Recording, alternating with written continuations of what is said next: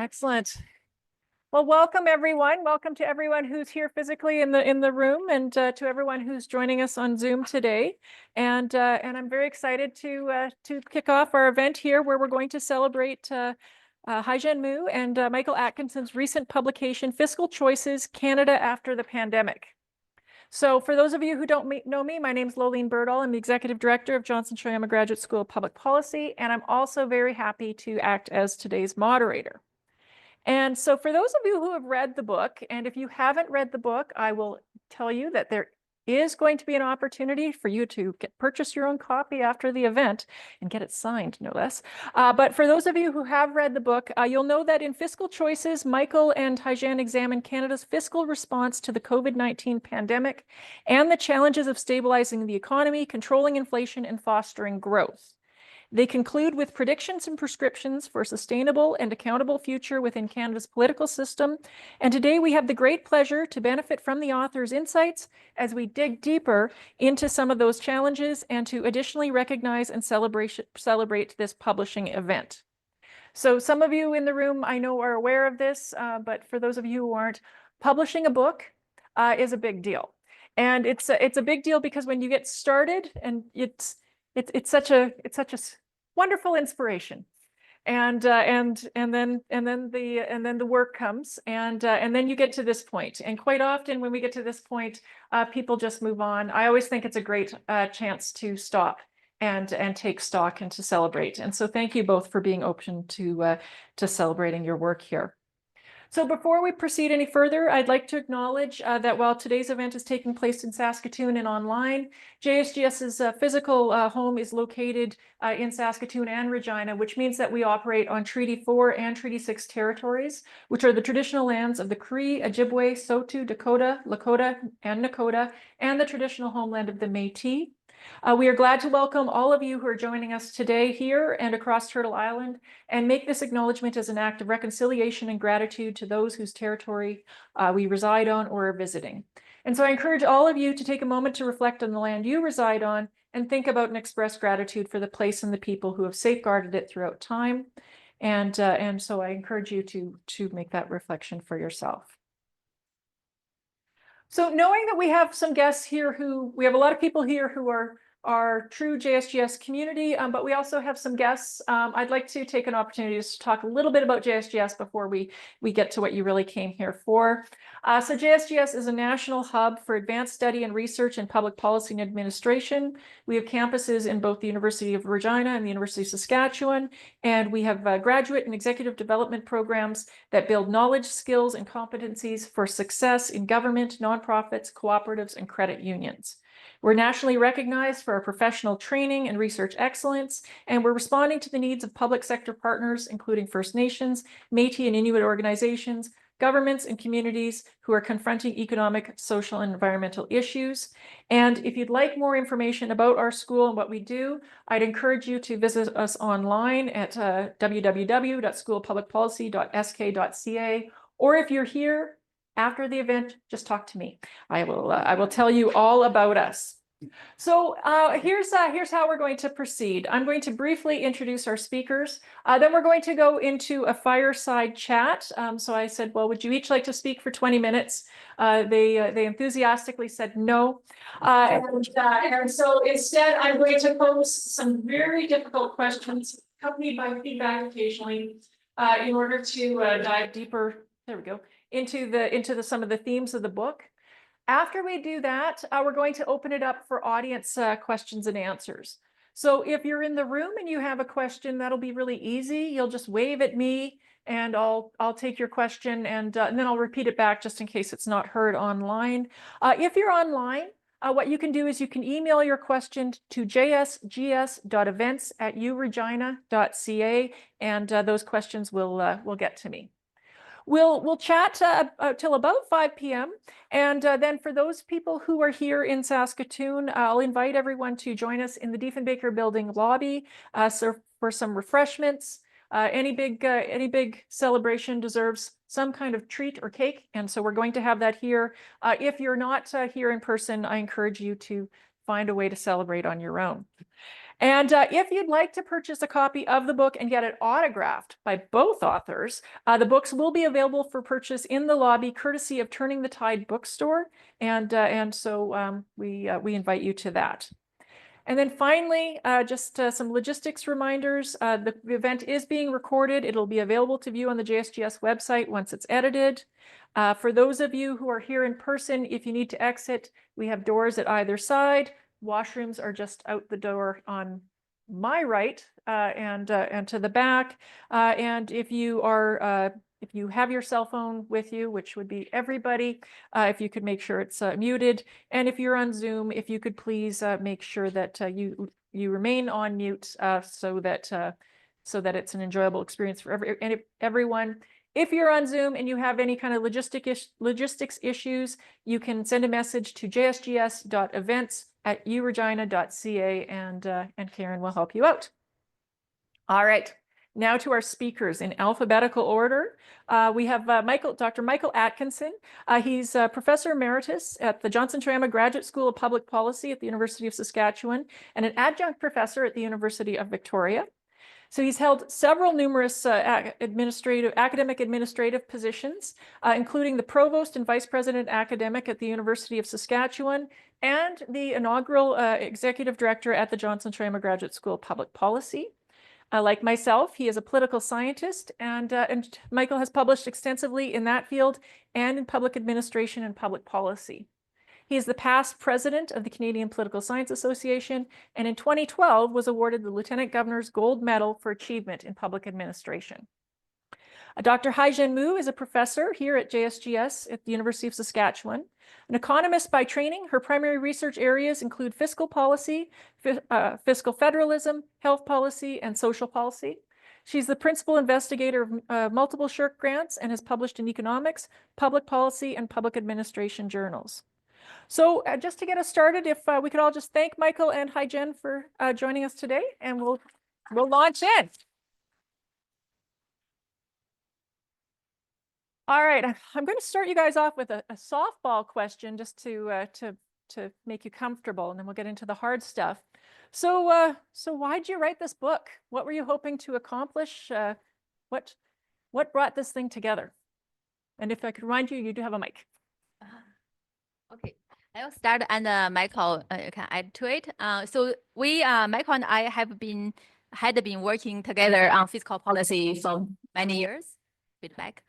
And we got a SSHRC grant in 2018. The topic was about fiscal rules, in particular balanced budget rules. And we won with the grant was about how to make fiscal rules really effective. Okay, is this better? Just okay. So, however, COVID just came quickly in 2020. So this completely changed our plan about the research. So government were acting quickly to implement, fiscal policy programs. So Michael and I came together. So we need to change course. We don't want to work on how to help government balance budget at that moment. we will think about how to help this stabilize the physical and economic situation in Canada. So this is how we started this program. And Michael, you can talk about the rest. Well, first of all, thank you very much, Lolene, and thanks everybody for coming. It's great to be back in Saskatoon, especially when the weather is very cooperative. So it's wonderful to be here. And thank you for the question. It is a good question. You're right. It's not quite a softball question. About halfway through this, I wasn't at all sure why we were doing this. But it was exciting because for me, I'd always been interested in financial questions and budgets, and I'd written a book a long time ago with a wonderful colleague on industrial policy in Canada. But it was about, like, when I say a long time ago, I mean about 30 years ago. And I hadn't ever really returned to the topic. And here was an opportunity working with Haizhen. I started to get, as Haizhen mentioned, we started by looking at a provincial financial situation and the advisability of fiscal rules and so on. And then one thing led to another. And pretty soon we're we're talking about large fiscal questions. We're talking about the federal government. We're into it. And it was quite the journey. I want to emphasize that we spoke to an awful lot of people in the course of putting this book together, and we could not have written this. I would not have felt comfortable writing a book on fiscal policy without talking to a lot of the actors, the real people who are actually doing this work, the senior public servants, politicians, advisors, for whom fiscal policy and all of these questions are really, that's what they live. And it wasn't my life, Haizhen's more, but it was great to talk to them. And so there was a lot of real satisfaction to learn something from them. And we did learn a great deal. So I'll say that was part of it. The other part for me is, honestly, I don't think we concern ourselves with these questions quite enough. It may sound odd, but public finance is not something that people are naturally drawn to. But should be. It matters to all of us how governments go about making big fiscal choices. And there are plenty of examples of countries which over the years have fallen into disrepair fiscally because of those choices, the poor choices that were made. And I don't count Canada among them. I think Canada has been very well served overall, but we are in challenging times, I don't have to tell you, and we have been for some time. And so it was really a chance to kind of get a feel for how well we're handling those problems and what choices we're facing right now, and what it's going to look like as things unfold over the next 15 or 20 years. Excellent. So I'm going to stay with you here, Michael. Regarding the government's capacity for dealing with COVID-19, what are the lessons to be learned for the next crisis, if there's a next crisis? We hope there won't be. Well, I think the first lesson to learn is there will be a next crisis, and arguably there's one that's already on us. I suppose we've been told now that we should have been prepared for what is happening in the United States and the ripple effects, if I can call them, the tsunami effects of the new Trump administration. So we are now caught in a fiscal environment that wasn't the same as the one that Haizhen and I did our work on. So I guess one big message is get ready for these events, these unanticipated developments that throw your plans into disorder. And it's not as if COVID really brought that to our attention and we weren't aware of it. But now we start hearing politicians and others talk about resilience and these qualities we hadn't heard so much about. And it's partly because not just of COVID, but of 2008 and the great financial crisis there. So we've got to learn to anticipate the unexpected and be ready for uncertainty. That's kind of what the world is like now, and arguably always has been. But our models, fiscal and otherwise, have sometimes assumed equilibrium. We'll finally get to a point where everything, all of the resources are allocated as appropriately and so on, and life can go on in a fairly steady state fashion. Well, I hope we've been kind of disabused of that. The other big lesson for me, and Haizhen will have different feelings about this, but I think what we learned was we can really react quickly, and we can learn from our experience. I was surprised in some ways that almost all of the people we interviewed had nothing but praise for the federal government's response to COVID-19. And they were reflecting, I think, and we should all reflect on how we didn't really respond particularly well. And I say we, not just Canadians, but the larger global community, to the financial crisis of 2008. A lot of mistakes were made, both during that crisis and immediately after. And the people we spoke to were clear that they wanted to avoid making those mistakes. They would make new ones, but they weren't going to go back and make those mistakes. And one of the mistakes was being too slow off the mark. And so when the federal government moved quickly to basically ensure the incomes of Canadians across the country, that was really quite remarkable. And the fact that they did it at the level they did was also remarkable. I mean, it attracted criticism, to be sure, and criticism at the time, and there's probably still criticism out there. But the people we spoke to were not among the chief critics. they were, and I'm talking about, we talked to people from all parts of the political community, left, right, all kinds of people, different points of view. And I don't think I can remember one Haizhen who was critical of the federal government's response. So there are good things to learn. There are obviously other lessons, and the lessons around the subsequent inflation will be on some people's minds. And there's no question that there were errors made. But that does speak to the limits of our capacity to manage these policy instruments. It's not infinite. We're gonna make mistakes.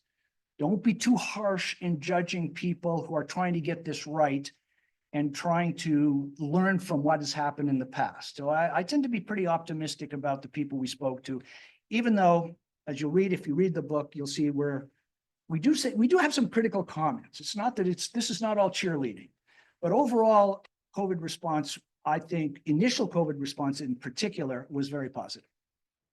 Do you have anything to add? Yeah, I agree, Michael. It's really a surprising finding that everybody, including people from Conservative Party, the politicians from Conservative Party are really supportive of federal government's intervention at the beginning of COVID.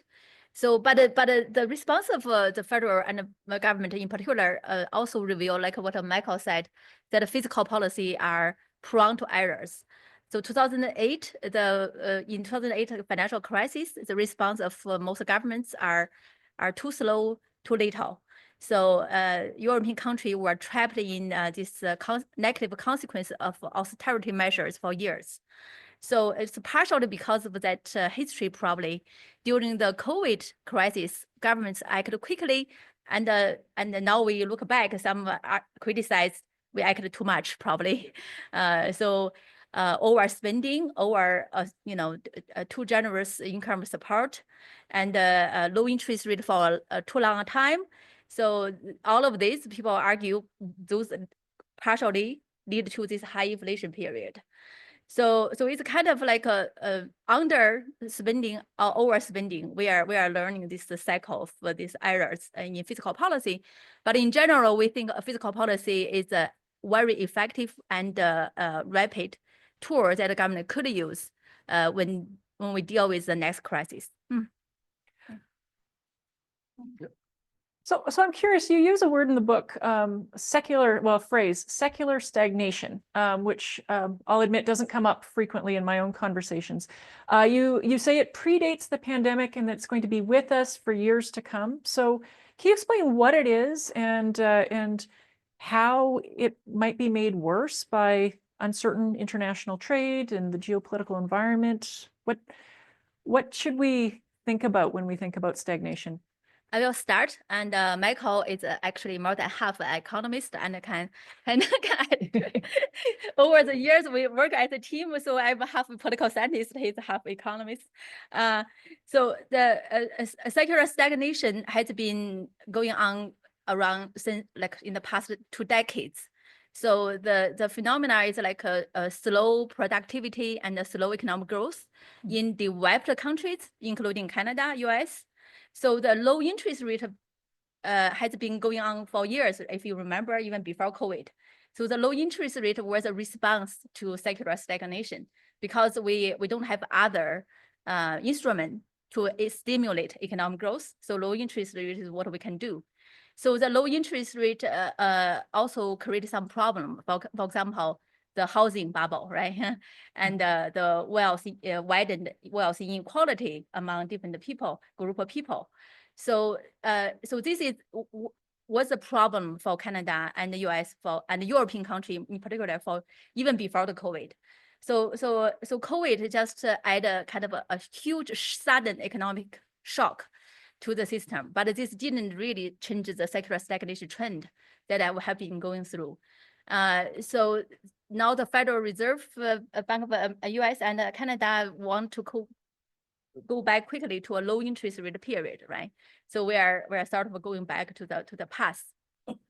To get over this secular stagnation, we need a new economic growth engine. So the AI is currently we're talking about biological breakthrough. We talk about it, space, any other new economic growth engine that to stimulate, to find the new kind of a source of economic growth. Michael. Yeah. So secular stagnation, as opposed to just kind of cyclical stagnation. So the idea here is that there is a business cycle, and governments typically do respond to ebbs and flows in the business cycle, or at least they should. Secular stagnation is more profound. What the authors of this concept are saying is that we are in a long-term slowdown. So the rates of growth in our economies in the West, and Haizhen's right to emphasize, we're talking about Western democracies in particular, those rates of growth have been slowing. And so this is a real source of concern for some people, not for everybody, but certainly for some people. It means that it doesn't necessarily mean our standard of living is going to decline. As we point out in the book, and as others have pointed out, economic historians have pointed out, before the 1850s, 1860s, there was hardly any growth in any economy. And we have gone through, in the last 150 years, massive growth. I mean, unbelievable growth. The standard of living that we enjoy now would be unbelievable for somebody who was, say, born in 1800. Well, it's like Thomas Malthus, for example, good example of somebody who didn't actually believe it would be even remotely possible to live a life like the ones we're living now. So now we get to the 21st century, and before that, as Haizhen pointed out, these economies are slowing down in terms of their growth rate. Doesn't mean we're not growing, we are, just at a slower rate. And that's why some of the policy instruments that we're using have to be readjusted. Is it a long-term problem? It depends a lot on expectations, I think, but overall, I think we should be satisfied with a decent, steady economic growth. The real problem, the real threat is that we will actually lose that. We will lose that edge. There's a lot of reasons why this is happening. Some of it has to do with the movement from manufacturing and industrialization into a service economy, where the nature of the economy makes productivity gains more difficult. It is more difficult to be more productive in a service-oriented economy. So that's one thing. The era of major breakthroughs in economic development, airlines, airplanes, cars, things like that, indoor plumbing, those are all behind us. So then the question for some people who are maybe a little bit pessimistic about these things is, well, technology isn't going to deliver quite those sorts of gains for us in the future, or we can't expect it. So if you're a fiscal policy maker, you have to kind of get yourself oriented around that. And here's the last thing I'll say about this. When we talk to people, one big message that came through was this faith in economic growth as a solution to most of our problems. So there's a section of the book called The Growth Imperative, and it's there really to reflect the general consensus that we can and should try to grow ourselves out of a lot of the problems that we have. That we can handle problems of inequality, we can have problems of climate change and so on, if we have an economy that is continuing to grow. If we don't, if we slow down, those problems are going to be difficult for us and very difficult for governments to intervene creatively. So that's why secular stagnation is a worry for a whole branch of economics. I'm sorry, I shouldn't be giving it to you. No, I've got my own. Okay. Well, so you mentioned inequalities, and so it's often argued that inequalities in income and wealth erode social cohesion. What do you say in the book about this topic, and how important is the issue of inequality for the political elites in Canada? I will start. So the book, in the book, actually, we talked about two types of inequality: income inequality and wealth inequality. With the income inequality in Canada, it's not bad compared with most OECD countries, particularly US. But what we want to draw people's attention to is wealth inequality. Wealth here, we mean mainly most Canadians' wealth are in the form of two types of assets. One is housing, right? Another one is pension. So So today, income, so the in terms of income, there's a certain inequality, particularly about the stagnant growth in median income after we take into account of inflation and the cost of living. So the income growth rate is not as doesn't match the growth in the increase in cost of living. For example, that's one problem. The major problem is the intergenerational wealth inequality. The younger generation today cannot afford a house because they cannot accumulate enough of a down payment, for example, to buy a house. The housing price already soared over the years, partially because of this low interest rate and the secular stagnation in the past more than 2 decades.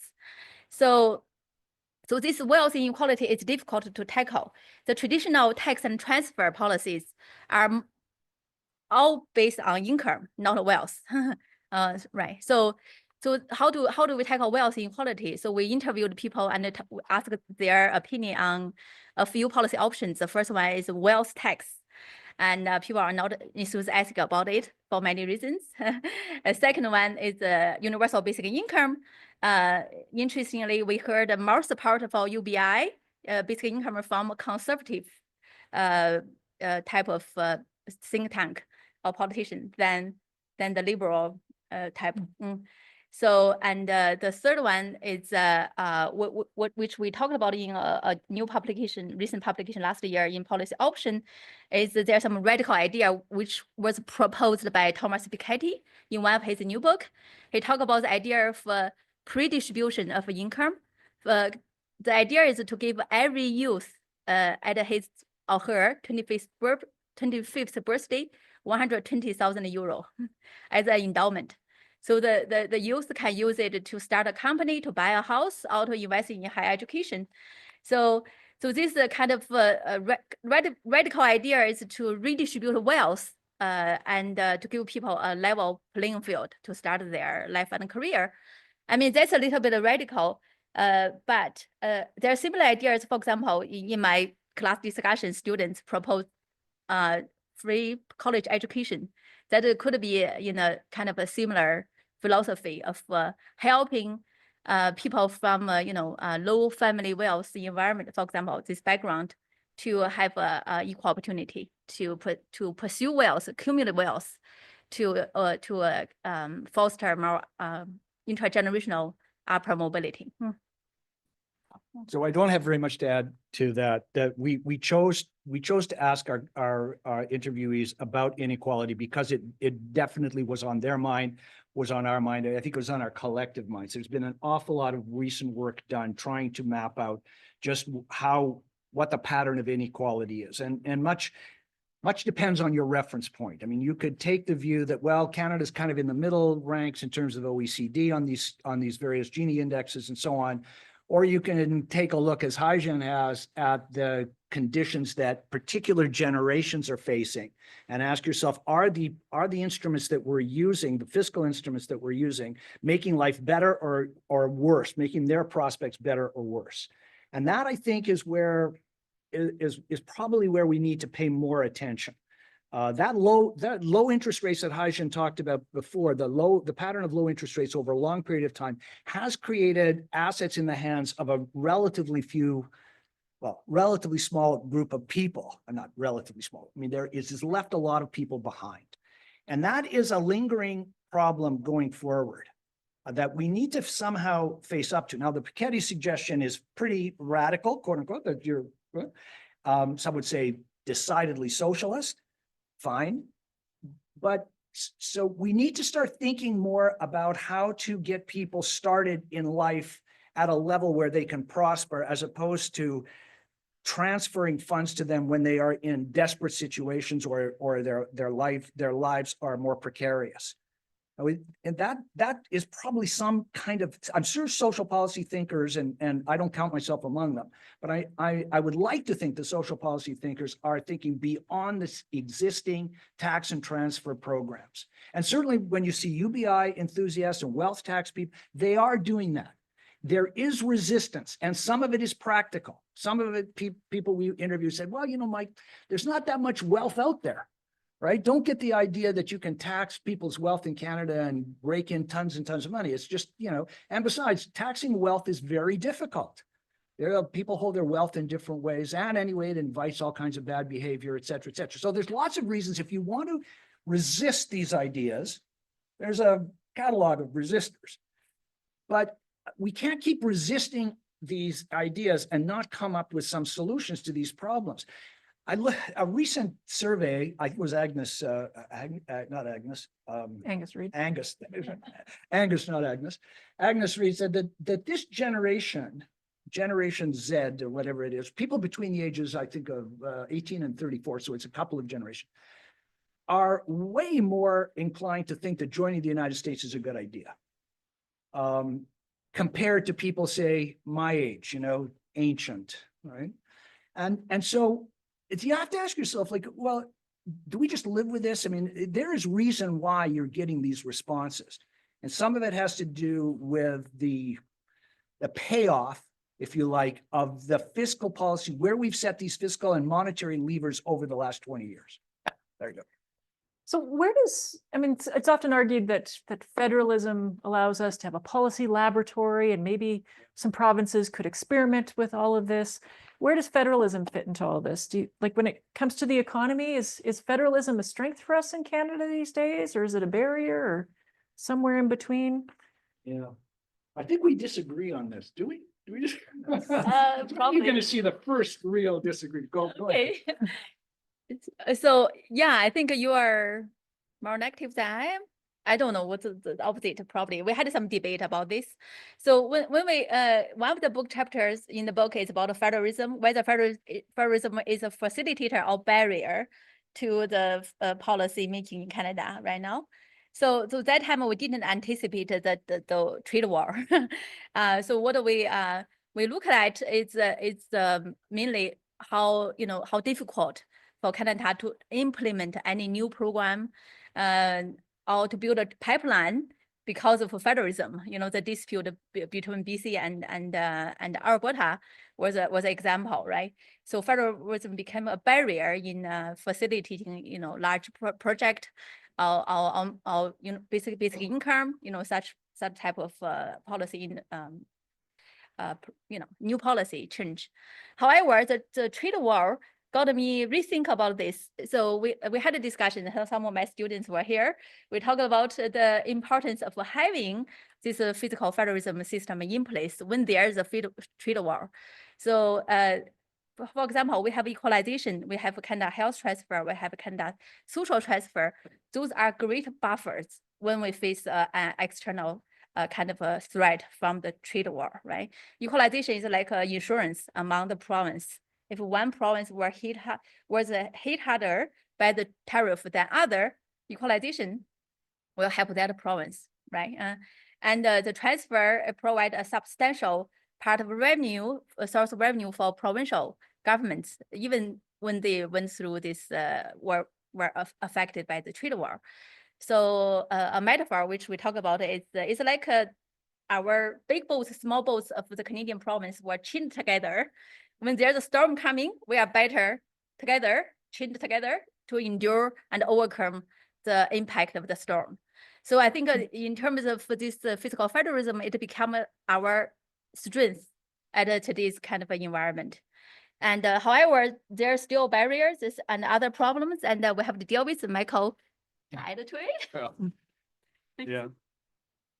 This is a very tough question. I mean, in some ways, there's no point in sort of thinking, did we get this right or wrong in 1867?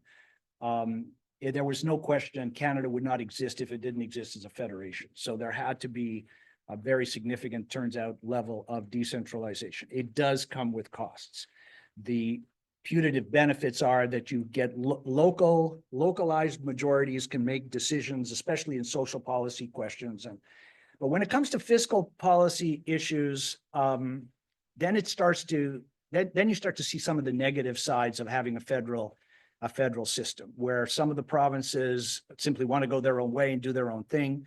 The provinces have, for example, very different tax levels. The tax tax rates. The tax agreement systems mean that most of the objects of taxation are the same, but their rates are quite different. And that has all kinds of effects for people who live there. Now you could say, well, that's good because people in Quebec are prepared to pay higher taxes for a different kind of social structure and a social environment in which they live. And people in Alberta pay significantly lower taxes. People in Ontario pay significantly lower taxes, and that's all to the good as well.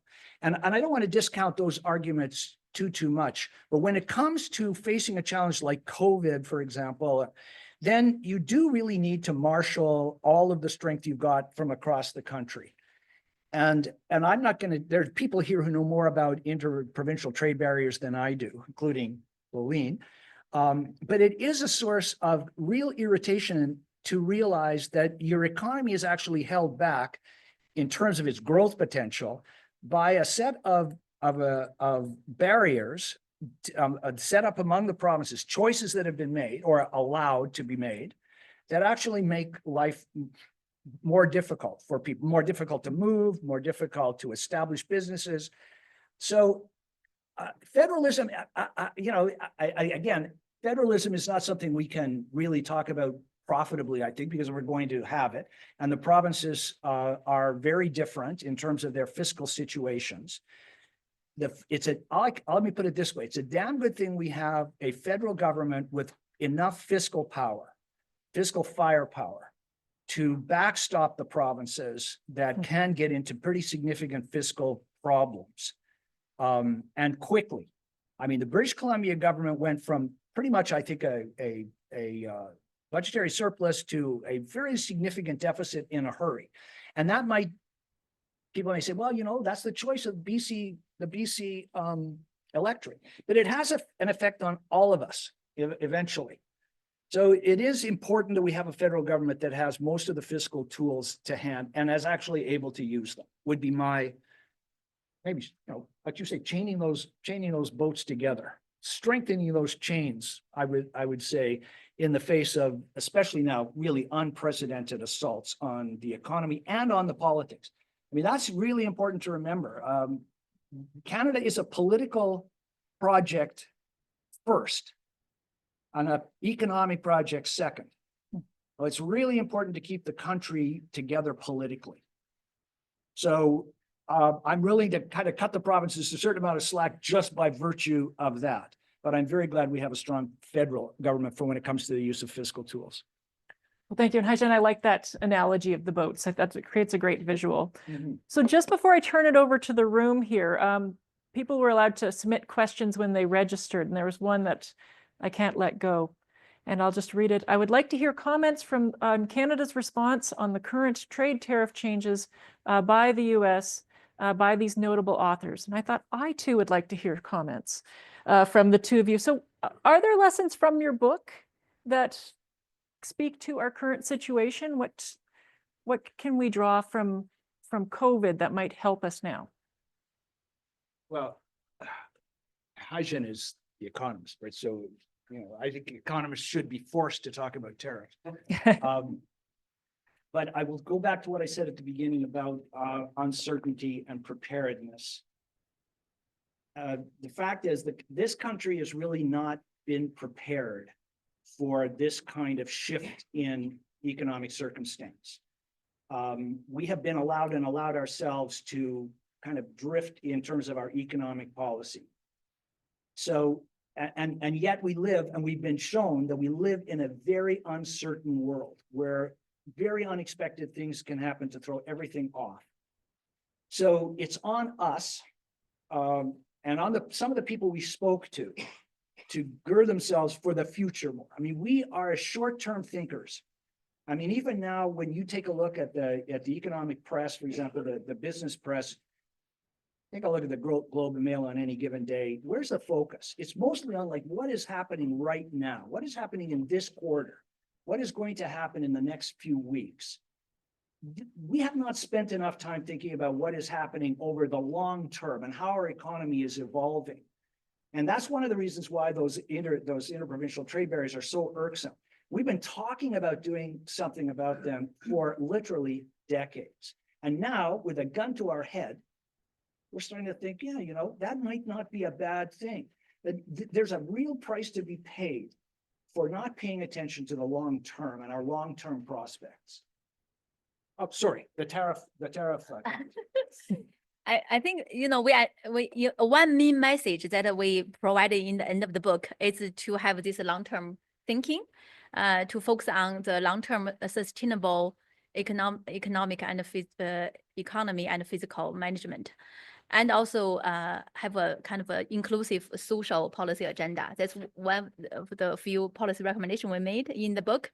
So the tariff, just like what Michael said, kind of a wake-up call. You know, we need that urgency. We cannot just postpone this forever. So one of a few kind of the main task of Canada is to build a more resilient and more productive economy, because only when Michael mentioned, only when we grow the pie, then it will become easier to deal with other problems like income inequality, housing, or other issues. So we haven't paid enough attention to economic growth, you know, and to change our look at the dependency of the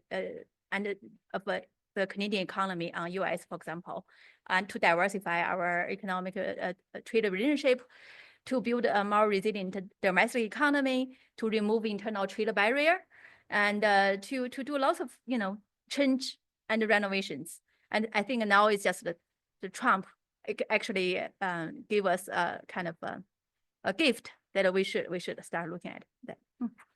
I'll just add one thing, and then I know you want to go to other people. You know, I know that I expect many people in this room would have been in conversations lamenting neoliberalism, whatever that happens to mean, because neoliberalism is a term that is used basically to describe things we don't like.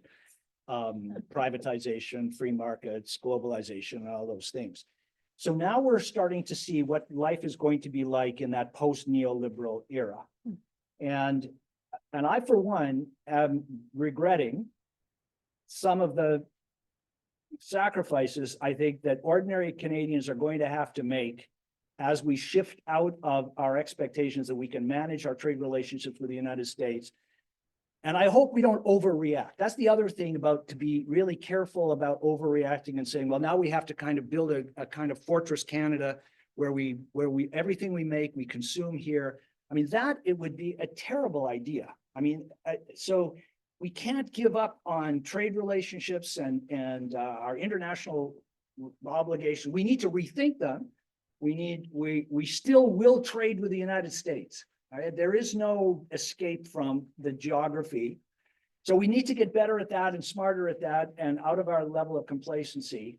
So I think it is good, a little bit of a corrective for us. We need smart fiscal and trade policies. We don't need to endorse one thing over another just because we think that ideologically we are drawn to one particular solution versus another. So that would be my kind of caution around next steps. Well, thank you.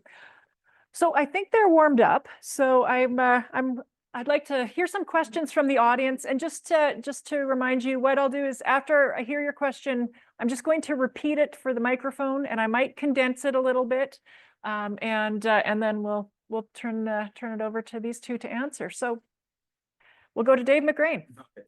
Well, thanks so much for the presentation. I guess post on, I think was talking about federalism. I was surprised that neither of you mentioned the sort of vertical fiscal imbalance. That was such a big thing in the 1990s and the 2000s. I was wondering if you could elaborate a bit, you know, is that something that is not anymore? Is it solved now? Is it something that's still constraining provinces? Do provinces still have too many constitutional responsibilities for the revenues they have, and the government, federal government have not enough responsibility for the revenues that they rake in? So I wanted you to maybe comment on that. I'm going to quickly summarize that as saying, vertical fiscal federalism, what do you think? Imbalance. Yeah. Imbalance, sorry. So go ahead, actually, because Yeah, I actually studied this. So vertical fiscal balance is still there and become even larger probably today because of population aging, create a new fiscal pressure on provincial budget, for example. So So it's so the vertical physical imbalance won't disappear in a short term. And now what the federal government is doing is have this ad hoc type of transfers help, for example, the bilateral agreement on mental health and addiction, one-time help here or there to a certain province. So we don't have a kind of an overhaul of the larger transfer, for example, kind of health transfer, whether we should increase the size of the growth rate of kind of health transfer to deal with the population aging. I have a paper which will be sent out very soon to talk about this, about population aging adjusted kind of health transfer. Excellent. Yeah, so I have no paper whatsoever. Don't intend to have one. The people we spoke to, David, said for sure that the provinces do not have enough resources to, especially on the health side. I mean, there was very little disagreement about that. Then the real question is, okay, well, how do we correct that? Now, the good news is we do have programs in place that can be improved on. We can top up. That's kind of muddling through approach that Haizhen kind of referred to, where, we can do bilateral deals and so on. I don't think anybody's super happy about that, particularly people in the provinces. So we heard loud and clear that the feds can introduce programs and then kind of walk away from them or diminish their responsibilities for them. There's still a residual resentment about going back to 1977, the Established Programs Financing Act. So that tension is there. At the federal level, what you get is people saying, well, if people in Alberta want bigger transfers, they should tax their citizens more, right? If you take a look, and this comes from the left, by the way, as much as anywhere. If you want to take a look at how heavily the citizens of Alberta are taxed versus Quebec, that's where you're going to get differences. There are big differences in the tax burden for people in Quebec, much higher. And so their response in Ottawa, now we're talking federal officials, is tax your citizens. There's nothing stopping you now. There's no constitutional thing getting in your way if you want to tax your citizens. And by the way, you might want to start thinking about a sales tax. I'm not talking about Alberta, but I'm picking on Albertans. But just because they're sort of sitting out there as the obvious targets. But in general, the attitude in some people is, okay, enough already. If you want to really sort things out, if you need more revenue, tax your citizens more and own that, right? I mean, one of the advantages of federalism is supposed to be transparency. You're supposed to be able to see which level of government is doing what. Well, actually, it's one of the problems of federalism because it seldom sorts things out in such a way that people actually know. But that's part of the response. So, David, you're not wrong. People aren't satisfied. They know more money needs to make its way into the hands of the provinces. They know that. What's waiting, I think, is a deal where the provinces also concede at least that they can do some of this work themselves. And as we know, the federal government says to the provinces, and most Canadians, by the way, because we did a survey as well with this book, most Canadians feel that, yeah, if you hand over money that is collected nationally to the provinces, it's okay to have some strings attached. It's okay and reasonable to do that. And now I'm going to steal your thunder a little bit here because I know you wanted to talk about this. But Trevor Tombe, in a recent paper, recent piece, said, you know what? Maybe the feds, when it comes to the social and health transfers, should attach some requirements around lowering interprovincial trade barriers. So, I mean, for some of the people in the provinces, I think would freak out over this. Not another set of requirements. We need the money. Now we don't need it. On the other hand, I think Canadians as a whole might say, yeah, you know what? That's not a bad idea. And it was coming from a very well-respected source. And so maybe the federal government should say, if you want the health transfers to increase, then do something about credentialization problems across the provinces. Make it easier for physicians, nurses, others to move across the provinces and practice. And so there's a reciprocal recognition of those sorts of professional standards. do something to help us create much more of a common economy. That's just, I know you wanted to talk about that before I stole one of the things you wanted to say. Well, we have questions now I'm going to go to Marc-Andre, and then I'm going to go to Peter, and then I'm going to go to Heather. Yeah, I think I promised Michael and I wouldn't ask it. Yes, so don't. I won't. I'm gonna ask about, I'm interested in your long run kind of planning cycle and the growth kind of question, because I'm curious about climate, how that kind of played out in your research. We're already getting close to the 1.5 degree target, we're supposed to respect. 2 degrees isn't very far. These become highly unstable climates for anything. How can we, and if you look at the long range forecast by climate scientists, they've been actually far more accurate than any economist model. So if you're taking a long run perspective, and you're using those models as your anchor, it's not good, right? And the pursuit of growth doesn't help that, right? So I'd just like you to kind of reconcile all that, and maybe hear like what people are saying when we're talking about these questions, because it seems like it's fallen off the discussion. Yeah, Again, it's yeah. Well, part of why it's fallen off, it's only temporary, has to do with the immediate threats that we're facing. And a lot of those are geopolitical, but that we all kind of understand that. It hasn't gone away. And I think you're absolutely right. If there is a long-term issue, policy issue we need to face, this is it. I would just say, okay, this is that, and we mentioned this in the book, and I'm not 100% committed to this idea, but does growth require using up natural capital at the same rate that we have in the past? And at least some economists think the answer is no. That this part of this we're seeing with a shift to a service economy, so we can actually grow the economy without destroying our environment. And it doesn't mean that, we can relax now. It means actually we should speed up the transition to a green economy and all of that. But it does mean that growth is not the enemy of the climate. We can grow in intelligent ways and enjoy standards of living, not just ourselves, but other people can enjoy standards of living higher than they are right now without destroying the environment that we live in.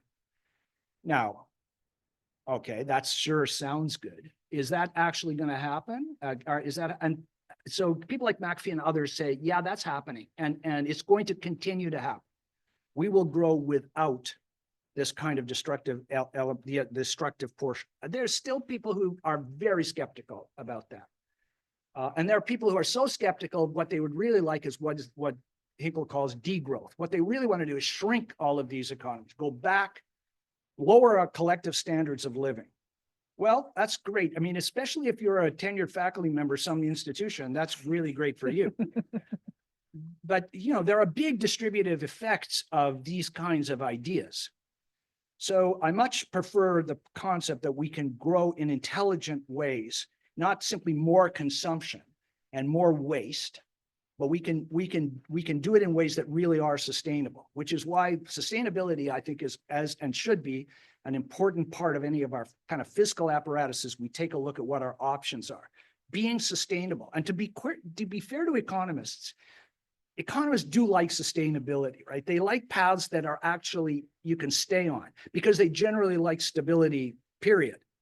And what really throws economies into a tailspin is when you can't predict what's going to happen. And so people withdraw, they pull their investments back, they go into the over saving, all kinds of things that slow economies down.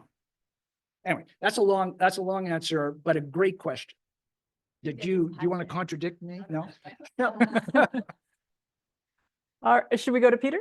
Yeah. All right, Peter.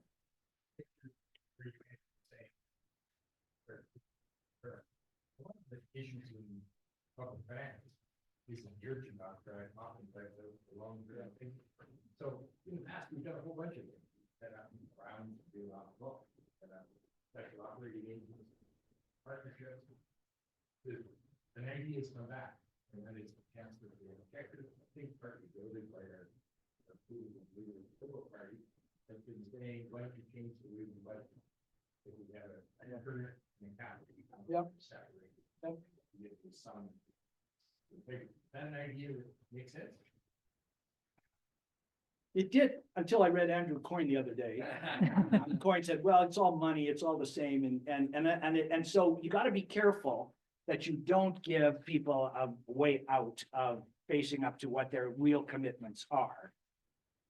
But on the other hand, for transparency's sake, and just for kind of people's education, they need to understand what the difference is between operating costs and keeping things going, and some of these big capital commitments that we're making and how those are amortized over long periods of time. Yeah, true. That is true. So I kind of like that, but it's no cure-all, right? I mean, it's fine. Carney has said that, and it sounds good. It's kind of, I mean, people will at least think he's got an idea, right? And so that's better than no idea. It is, yeah, I'll tell you what, the CD Howe has been on this bandwagon about showing Canadians what the real accounts are for a long, long time. And their main complaint has mostly been around, we create these budgets, but we don't actually follow them. So what provinces and what the feds say in March is very interesting when people pore over that and they study that stuff. But what actually they spend money on and where the accounts actually end up, nobody seems to really care very much. And the difference between the two, by the way, is non-trivial, can be. I mean, we've been in this province, you remember, Peter, back in the day, I was telling Haizhen when Murray and I wrote a piece on potash revenues, the estimates of the provincial government on their potash estimates were so far off, yet that was in the budget, right? And people poured over that, but they were so far off, they screwed up everything to the point where the province was clawing money back in the fall because they had misbudgeted so badly. So we can do better with our budget. I don't think there's any question. And I'd be happy. I'd be content if we separated out our operating and our capital expenditures. But I don't think it's going to solve our overall fiscal situation, which is not that bad, by the way. I'll add a few points that we did cover in the book, which is also related to Mark Andrew's question about how do we have a long-term planning, which consider all those constraints and the capital we have. So we mentioned that we should change our national accounting system to take stock of our environmental quality and how much oil is left under the ground so far. So we propose a well-being based long-term thinking. So that's what we mean sustainability. So it's not just based on GDP or income growth. It's taking stock of everything we have and look at our long-term growth kind of potential. But Michael also proposed this wonderful idea of having this economic and social commission. That's another solution. Well, it's not a solution, but you know, Peter, I'd be interested in your view, but I think it is indicative of our, let's call it kind of either complacency or our willingness to avoid tough questions, that we have not sponsored a Royal Commission on Economic Prospects in this country since 1984, the MacDonald Commission. And yet lots and lots of things have changed. And it was the MacDonald Commission that set the stage for the free trade agreement with the United States. Surely now, I mean, this comes after we had written the book, but surely now that we're faced a different United States, fundamentally different trading partner, it's time for us to take a look at what our long-term prospects are. And there are a lot of people out there who are great thoughts on these questions. We should be able to bring these people together, and we don't seem to do Royal Commissions anymore. Some of you will have better ideas about why we don't do that. But I'm into kind of the idea that we're not prepared to face up to the future. And the politicians in particular need to face up to these things. So if there is ever a time for a Royal Commission on Economic Prospects, a kind of second MacDonald, it's about right now. Well, I'm always here for a Royal Commission, so. Yeah, all the academics A are. last question, and it's coming, Heather's going to read it. It's from online. Yeah, this is on behalf of Jim Farney, who's joining online. His question is, at other times when the Canadian state has had to make major and rapid shifts in fiscal policy, such as stagflation in the 1970s or World War II, those major shifts in policy have been followed by significant changes in the institutions of fiscal policy decision-making. Have there been significant changes as a result of COVID to those institutions and processes. I will not attempt to read that again, but if you can reference some of the question in your answer, that'd be great. Well, no, not yet, and I don't anticipate any significant ones. I mean, I think we need to take a look at some of these political institutions we have without a doubt. I mean, you'd expect that from a political scientist, and maybe Haizhen will have a different view.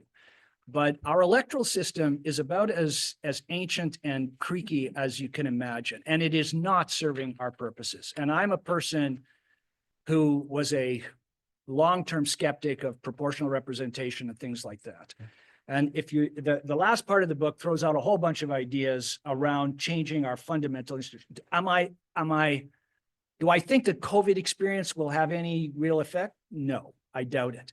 What it will do, I hope, and I think actually has done, is alert us, and should, to the abuse of the possibility of what is an emergency, and be careful about emergency powers in general.